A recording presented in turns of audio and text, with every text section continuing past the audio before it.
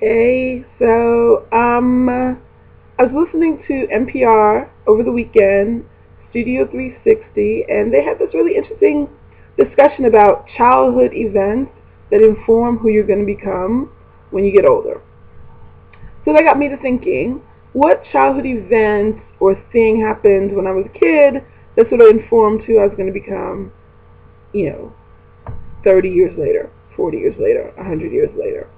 So this is my childhood event, memory, and I would like you to think of yours, and I think we should encourage ourselves not to come up with a traumatic one just because, why? Just think of a fun one. So I was in the second grade. I had been living here in the States maybe 2 years, so I still had that little lilt from Jamaica, and so the kids would poke, poke, poke. Anyway, so my teacher picked me to give like my class monologue at an all-school assembly, and I was supposed to ask me to do this cowboy dance, which I don't know what one thing had to do with the other. I got up there and just said this monologue that I don't remember now, but I remember not being afraid. I remember loving being on the stage. I remember like all the kids in the school, the all-school assembly, and they all like being forced to listen to me and me loving it.